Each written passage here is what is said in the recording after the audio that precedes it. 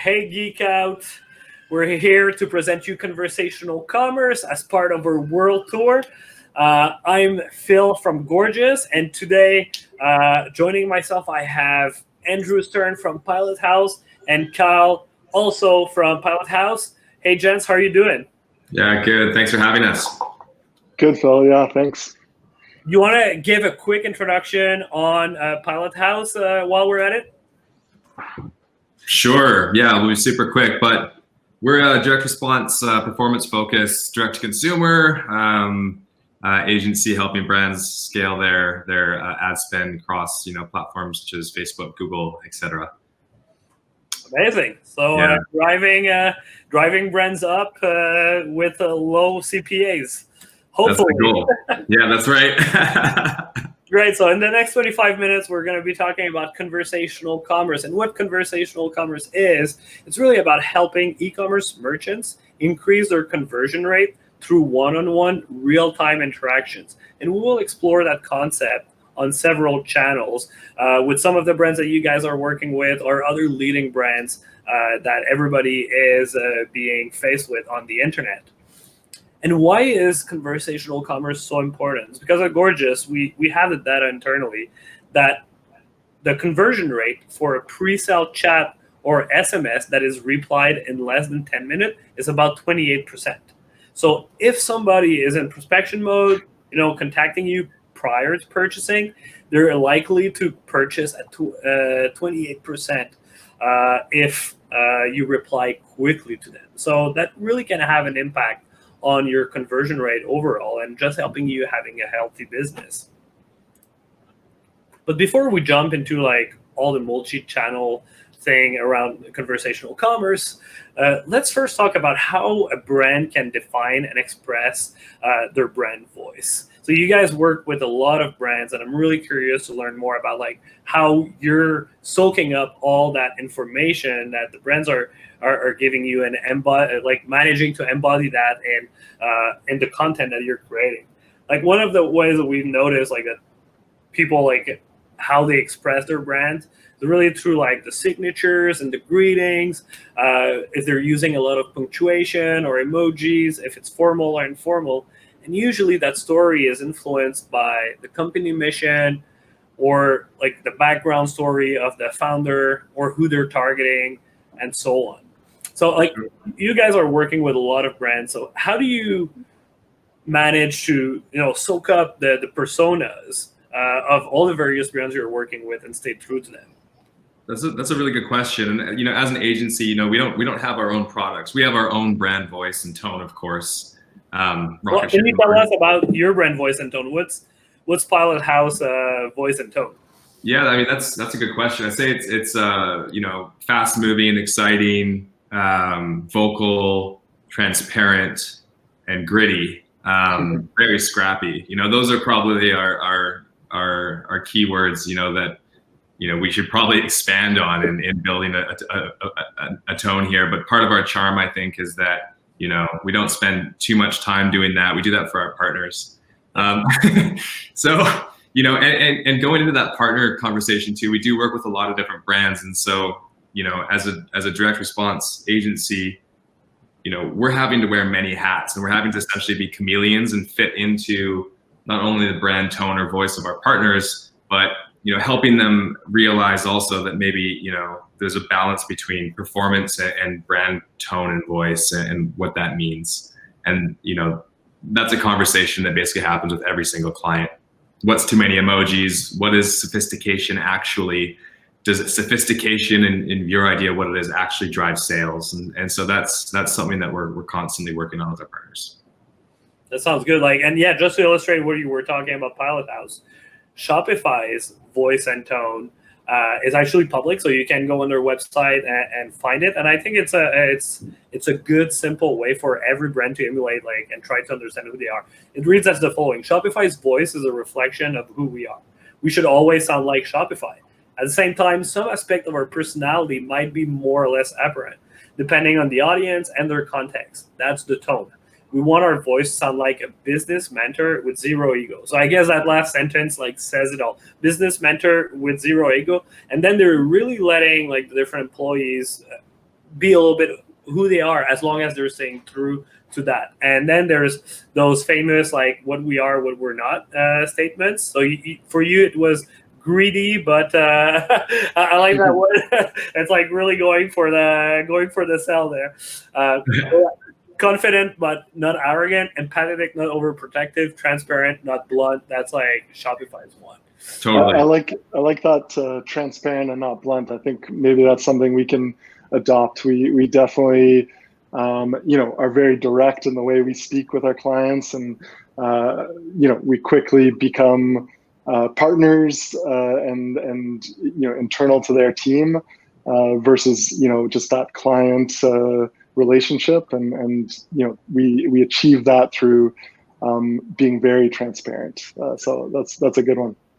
What do you have like a client top of mind that you think has a good, or like it can be any website that has a good voice and tone that we can take a look at? Yeah, for sure. I think one client that has a very playful voice and tone that we're still helping them develop, but they came to us with a pretty strong positioning in their voice is Justwares. It's a UK brand. They've really taken like a cheeky approach to these guys type of product. Yeah, exactly. A product that to some might be they're taboo, a gorgeous but client, by the way. Good stuff. Yeah, good pick. Yeah. and some of the stuff too. I mean, as you go through, it's very cheeky. I think like one of my favorite lines is "Palace for your phallus," and so they're all about balls. They're all about sticking things in containers. Their underwear is a little bit unique in that it actually has like a dedicated Yeah. The palace is a palace for your phallus. Oh man, yeah, that's pretty cheeky. That's good. Yeah, for sure. They've got a very strong brand tone, and it resonates through. It's one where we get a ton of engagement on our ads, and honestly pull a lot of that voice out of the customers that are buying and enjoying the products. Some of our best lines in ads and some of the best lines on the website have really come from testimonials and reviews of the product. So it's kind of like a self-fulfilling prophecy with this cheeky tone and voice. We get just as much back as what we give, And that's great. Like, and how was the onboarding process with these guys for you, like, so that they can communicate that brand tone to you? Like, did you ask for any type of documents, or did they have like their brand voice statements and all those documents already ready? Yeah, it's a great question. I mean, typically our approach with most clients, not just Justwares, is that we're not going to reinvent the brand and reinvent that voice and tone. We're going to kind of enhance and use what they have and what's working, and then just develop best practices around it. So at the start, onboarding, what we want to do is make it as seamless as possible, and not be disruptive to their process while we learn and get better at that voice and tone ourselves. And then we use our creative team to kind of build on top and bring totally different types and formats that they haven't tried. And then that's when we kind of start shifting the approach to the more direct response style side. So we keep their brand intact, and we might add additional content that users will see and educate themselves before they actually start to go through that buying decision. So yeah, that's kind of the long of the long there. And that process, of bridging, what our idea of what it should be and what their expectation coming in should be, that process is usually a month or two where you're not butting heads, but there's a little bit of friction. Your creative team's a bit upset, frustrated, things are taking too long, but you kind of land in the middle. And then once that happens, that's where the magic really rolls. Did you come up with that line? Like, it's time to start treating your crown jewels with the love they deserve? It's a good question. That's Liam for sure. That's got Liam written all over Yeah, it. probably. Yeah, great stuff, guys. That's really cool. That's a great example of a brand that has like a cheeky voice, and where like you have all those different elements of creatives that are used to reinforce that voice and tone. Good stuff. Let's jump into the juicy part of this presentation. So, what does conversational commerce mean on all the different channels? So first of all, like, how can we upsell our clients through like post-purchase email in my case, and then we're going to talk about post-purchase upsells in general. But basically here the concept is every time you have an interaction with a client, you can use that in order to transform it into an upsell opportunity, or many times. So for example, what you're looking at on the screen is somebody asking, where is my order? And then while they're getting the answer to that question, they're also reminded how many loyalty points they have in their account. So for example, so I saw this brand here, like Just Wears. So they have those smile points here, but it's really hard to drive traffic to that program. It's often left a little bit alone, and you're like, how can I like remind my clients that they have those points? And basically anybody that contacts you about where's my order means that they purchased in the past. So you can reuse that opportunity to just remind your clients that they have those points and give them the URL where to redeem them. So that's one way, like through conversation, to to try to upsell your clients. Guys, do you have any other like insights for the people here on the call about how they can re-engage your clients and create those purchases post-purchase? Yeah, that's fantastic. I've not personally done that myself. Obviously, our clients have, but I'm really interested to learn more about that kind of in the future from you. We had another client who actually built a referral. So a lot of people forget the phone these days, right? Like, we're younger, and I think a lot of the entrepreneurs in our space are younger, and phone calls aren't the first thing that comes to people's mind. We had a client that would basically cold call or thank you for their order. Yeah. And they would actually give them a free product, and they would say, we want you to give this to someone in your family. Nice. They would then Do you want to share? It's not confidential. Do you know? Can we share who the client is, or? This one actually I can't share. Okay. Yeah. I'll have a conversation with them. Maybe we can drop a link or something. Yeah, no worries. So they would call and they would say, we want your friends also to experience the benefits. We would then ship that product to that other customer for free. And 20-30% of the time there'd be a reorder on that product. So it was definitely and then of course you would compensate the person who gifted it. If they were to reorder, you would then send them free. And that really did compound the growth of that effort drastically. It requires a little bit more of a team. It's difficult to automate. You need call center staff who are knowledgeable, hands-on with the product, very friendly, but it's a very effective strategy. Nice. So they were calling post-purchase the client, and then they were like, do you have a friend? Like, we'll send them free product. Yep.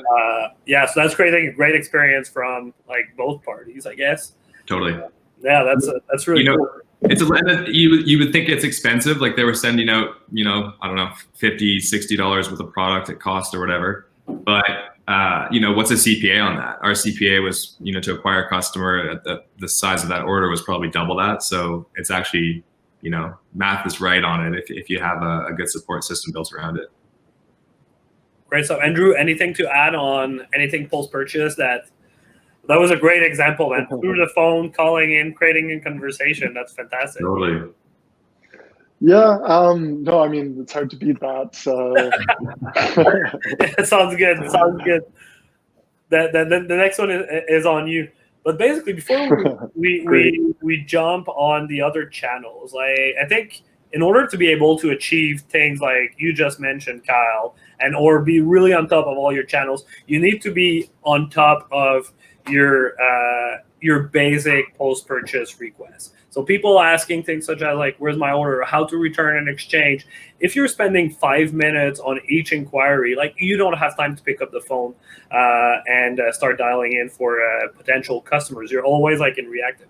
So like a quick plug on Gorgias here. So we can use machine learning in order to reply automatically to all your where is my order tickets. So for example, what's going on screen right now, we have this intent that is shipping status. So a new ticket is created and somebody is asking about where is my order. And then if the order fulfillment is currently in transit, we can reply automatically to that client with all of their data points. So somebody asks, where's my order? The order is currently in transit, reply automatically with their tracking information and so on. So you don't need to have your customer service agent spending a lot of time on those reactive, low-value tickets, and they can spend more time dialing customers in order to upsell their neighbors. Messenger channel, like the Messenger channel was so hot in like 2018, 2017 with like the checkbox under the add to cart. It definitely evolved a little bit since then, but there's still opportunities. For example, this brand here that we're looking at, Wholesome Culture, their top performing ads at the end in Q1 was actually a click to Messenger ad that was just telling a little bit more about how they are ethically made and how they're like helping give some profits back to some bee association. So you click on the ad, you're being brought in that Messenger funnel, and then again, if you claim that discount, you're being redirected toward a page that just reminds you one more time about why this brand exists. It's like, yeah, we're here to save the bees, and that's like why we do our POD business.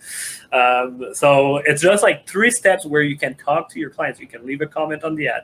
You can start a conversation in Messenger. And then even while you're landing on that final page, there's still a bot there, a chat bot that's like here to welcome you and just let you know that they're available.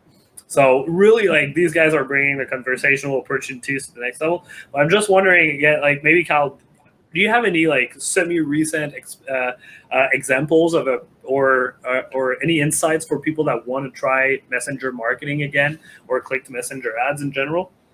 Yeah, for sure. I mean, like, just out of the gates on that question, like Facebook's really updated their Messenger game in terms of capabilities and what you can do. And there's with the new functionality, there's still a lot that I think we need to play with as an agency and as a buyer myself too. I think there's a lot more that you can do with it than you were able to do even 3 to 6 months ago. Specifically, we've had a lot of success with PDF downloads, driving to Messenger ads. Similar format to what you're saying there. In the lead gen space, definitely, we've done a lot of comment orientated ads where, what's your favorite color? Blue, cool. You just got hit with a messenger. You opted in on the second post, and you've got them for 24 hours there as soon as they've opted in. And so, we've done a lot of that kind of stuff. It's also really cool for post-purchase retargeting. It's cool for retargeting in general. It's just another way to come in. And with retargeting, like so many people forget too that it really is about presenting customers or potential customers with different experiences to kind of shake them up, get them off their toes a little bit. And so this, it's a fantastic idea for retargeting also. Andrew, do you have other insights on Messenger as well? Yeah, I mean, just to kind of add to what Kyle's saying here, it can be, I think that now you're able to kind of utilize it a little, it's a little more dynamic than it used to be. And so we played around with kind of quizzes and kind of educating people about the products, through interacting with Messenger. And then at the end, kind of giving them an offer, a solution to that initial problem, or the, something that addresses the education that we've taken them through on the Messenger flow. So it's basically, taking things that we've built on the page side, and then just instead using Messenger because Facebook the auction will sometimes prioritize or give you different inventory access to with different ad types. So it's worth testing everything. I think we did a quiz. I'll have to double check, but I think it was Snow. We took our quiz funnels, and Andrew will probably spot check me here. But we took our quiz funnels, 8-page sequences, dynamic routing, kinda, and then just pumped those into Messenger, and yeah, it was an easy test to do. I'm not sure on the results, but. Yeah, but you got to test everything, right? Maybe it Totally. works for your brand, it doesn't work for the next one. But so yeah, quiz in Messenger. That's interesting. I guess it can lead to pretty long conversation. The guys just keep on clicking and like learning more about the brand, and they spend 20 minutes with you, but they never visited your website. That's Yeah. You mentioned like creating copy that creates engagement. So I think that's really interesting, and that leads me to this next point here. So Facebook comments, Facebook and Instagram comments incentives. So like one thing that we noticed with a brand that we ran a test is that basically they had like maybe they were spending like $15,000 on average a day. So like they were having really a hard time to stay on top of their Facebook comments. So we segregated them, and every positive comment, so people that would be like, hey, I need this, I want this, and so on, we would reply semi-automatically with an incentive to visit the website if they explicitly gave you like a very positive type of interaction, right? So in this case, like, oh my God, we need this. Then you're like, yeah, Megan, I agree. You need this, because that's copy that we created because we noticed people said we need so much. We're like, yeah, I agree. We need this. And like, we could post that 100 times a day and it would always be relevant. Totally. Yeah, so like, yeah, we need this. And like, yeah, I agree. You need this, use PL10. And then what happens is that both Megan and Jessica gets hit with like a notification in their Facebook, and they're being brought back to the ad where they commented the first place, and then they see an incentive to visit the website. And it was crazy because actually that discount code that was only used in like nested replies on Facebook comments actually generated the equivalent of 5% of the ad spend in sell. And that was the lowest discount code that you could ever get. Like if you would spend 2 minutes on the website, you would be retargeted with like more bigger discounts than this one. But still, people saw this one on the ad and they went all the way through the checkout fast enough to remember only that one that was the lowest possible offer. And that accounted for 5% of their ad spend in sales that was generated by this discount code. So like, what's that when you're mentioning like creating copy that is engaging? What does that mean, and what type of engagement are you able to generate that could be useful for So really quickly on the comments thing, you said 5% of total Facebook spend. We measured it across, 15 accounts a year ago. A ton of different verticals, and I think it accounted for 15% of our overall revenue. Wow. Okay. Yeah. So it's like, if you're not managing comments properly or regularly, it's definitely a thing to do purely from a profit standpoint, let alone all the Facebook compliance stuff. In terms of engaging copy and comments specifically, like, are you talking about in general or? Yeah, in general. Like, so what's like some good tactics to maybe create some copy that will, get that engagement up? Because like higher engagement, the more like people engage, the more you reply, the better your CPMs are. But yeah, so what are some tricks there for ad buyers to be able to generate those? Go ahead, Stern. Yeah, I was just going to say, I mean, the simplest kind of format is in the copy asking a question, right? Yeah. Top of the copy. Sometimes it's which color do you like more, or which one of these products speaks to you more. We've also kind of done that through a totally different format, pull ads, and kind of built that question right into those ads. And then, people will engage with the poll, but also the comments, kind of stack up and give us that opportunity to give them, individual messages and try and convert them elsewhere. Yeah, I see that example here, like right away. Like, want to maximize the comfort at home, and that's what like everybody. We're still at the end of coronavirus right now. Like people are still stuck at home mostly, so yeah, like very relevant copy for like what people are most likely feeling and engaging with the question there. That's great. Another good, just real quick before we Yep. jump on that, is just remembering like the fold, right? Whether it's the fold of an ad or whether it's the fold of your comment or whether it's the fold of your page on mobile or desktop. You just basically always want the leading point to be leading into the next bullet or header or image, because that's what's going to keep people scrolling, whether it's in an ad itself or whether it's on-page content or whatever. We do a lot of pre-sales, sales pages, and we definitely manage and monitor those drop-offs based on headline and section, and we'll then move those around based on the drop-off and measure it again. So your top information should always be something that leads into your next point. That next point should always lead in, and then there should be a purpose to the arc of your story. Got it. That's a very good insights. And you mentioned like that brands like have issues sometimes like staying on top of them and they're missing out on an opportunity. So like another quick way that people can do that again using machine learning is that they can tag the type of interactions that are on their comments and only prioritize. What we suggest is prioritize 3 types of comments on their ads. So first, like the social lead. So that's everybody that's saying like, I want this is amazing, I need this. So again, that would be just like sentiment, it's positive, then you tag it, and then you're making sure that this one is hyper prioritized. Then your negative comments as well, you'd want to keep tab on that. So if you have detractors on your brand, and then you can decide to either hide those comments or address them head front. But again, you would just choose like sentiments, negative, and that tag it as a negative question. But also everybody asking you like a question online, like you want to tag that like as well. And so that you can have your customer service take a deeper look and give them more information. Is that sentiment part? That's pretty cool. Do you pre-build those words and then you bucket them in, or is that something that you've generated?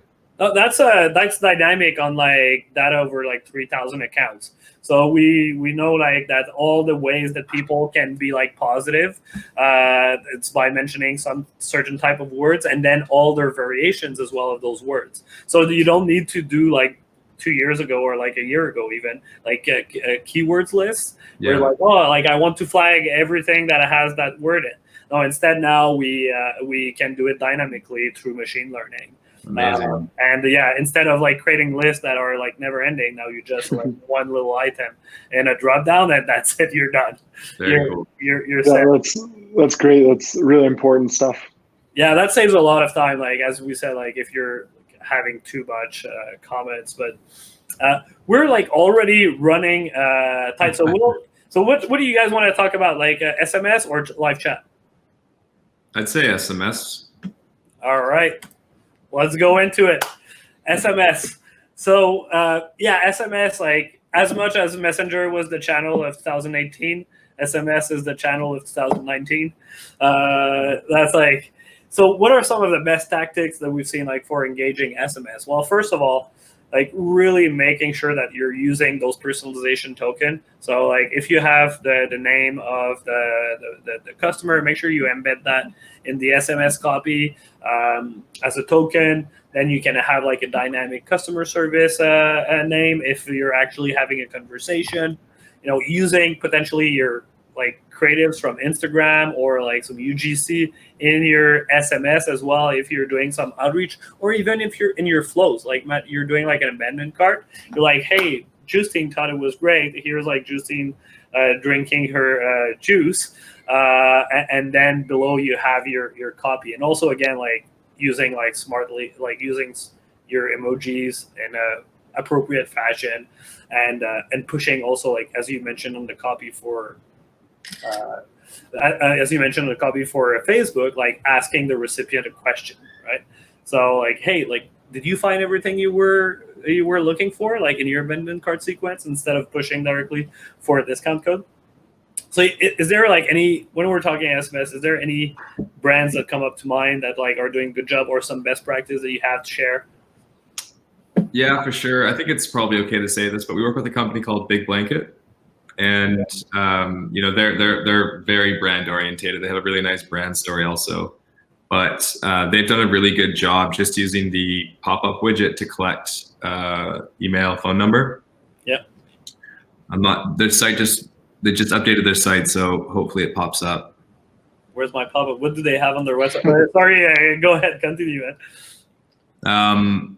Hopefully it pops up. Anyway, it's just an email capture, but they're collecting that. They're building out their email sequences alongside their SMS, and it's generating quite a bit of revenue. I just got some data in front of me. It's a 3.3% conversion rate, so that's quite high for kind of like traffic that you thought left, and then you're kind of marketing to at a later time. Yeah. So definitely worth doing that. And I used to be anti pop-up on sites. I used to be like, get that out of here. I want you to see my sales copy. But I've kind of shifted my mind a little bit lately, and that we're encouraging it. And we're encouraging long sequences of emails. We're encouraging well-branded text messages. And the problem with text too, historically, it's been cleaned up a lot lately, but it was just people used to get spammed. Yeah. But I think those, it's harder to get through these days. And so brands can actually have a voice, and it's not, necessarily a negative experience, or at least perceived as negative as it used to be. Well, you can get sued pretty bad, for spamming people outside of especially if they're outside of their open hours. If you write somebody in the night, expect a lawsuit on your butt. But yeah, these guys were using PostScript for doing their SMS. That's right. Yeah, PostScript is a great tool. Attentive Mobile, SMS Bump, Retention, Rocket. Those four guys are really the. And now, actually, both Klaviyo and Omnisend are getting into it as well, so that you can build flows. Totally. We've done a lot of SMS work just through Twilio and Zapier, even Callfire. It's really easy actually just to build your own sequences and flows and just kind of pay per send if you want to dig in and do that. Otherwise, there's fantastic apps available, like you said, that just kind of do it for you and actually measure everything. Yeah, good stuff. Well, we're already at the half hour. I mean, that went really fast. So we'll have time to jump in live chat. But any last insights or any last advice for our listeners on how to leverage the power of conversational commerce to grow their sales?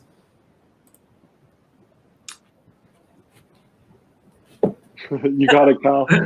You're on a roll, man. Yeah, you got it, Kyle. Sorry, say it again. I got distracted by your slides there. Yeah, sorry. It's moving. Any last advice for our listeners on conversational commerce and what they can do to grow sales through great engagement? For sure. I think start simple. Keep everything simple. KISS. Start with tools that are available. Don't overextend yourself. Once you have your conversion rates, then you can start looking at contests and giveaways. You can start looking at things that are above and beyond your working campaigns. You don't want to add everything at once because it becomes too much to measure and too much to manage unless you have a team to support you. So I would just keep things simple, iterate on what's working, find the right partners. There's companies also that, can manage things like this too, and just, stick to your strengths. Because it's too much to manage. All of this at once is way too much to manage for a single brand. Yeah. If you're alone in your basement, it's turning it all on and doing the post-purchase calls at the same time. Yeah, exactly. We're all alone in our basements now. Yeah, Andrew, any last advice for the listeners? Yeah, I mean, just to build on what Kyle's saying, we utilize tools. We don't try and be heroes for kind of all these strategies. It's about finding good partners and good tools to kind of enhance your strengths. So that's, I'll just leave it as simple as that. Work with good people. Gorgias is, a good example of that. And yeah, it's been great chatting with you. Yeah, thank you so much. And just as a quick recap, why is conversational commerce so important? Yeah, it's first of all, if you're not doing it, you're leaving money on the table. So we talk about the 28%, but some brands, reach 46% conversion rate on those pre-sale chats if they're replied quickly, and that drives thousands of dollars per day. And it leads to the next evolution and like customer support, which is making sure that your agents are not only support agents, but actually that they're here to drive sales for your business, and then they're compensated that way. So it's really, especially during this coronavirus time, like empowering your online customer service to act the same way as they would in a retail store, and incentivize them in the same way as they were selling shoes in physical locations. And if you're doing some of the tactics that we talked about today, what we're seeing across the board for our clients is that they're having about a 30% efficiency in their customer service support function. There's also a slight improvement in ROAS through better management of their comments, and they will have an increased conversion rate through quick and impactful chat conversations. So we're gorgeous. We power over 3,000. This is already outdated. That was from a month ago. We're now at over 3,000 brands in one place. All your customer service, chat, Facebook Messenger, Instagram, email, obviously all integrated with Shopify or your favorite CRM. Thanks so much for joining us, guys. It was great speaking, and I hope everybody's got a good chat. Drop in your comments in the live chat here, and we'll be right on it replying to all those conversations. Have a great day, guys. Thank you. Beautiful. See ya. Talk to you soon. Bye.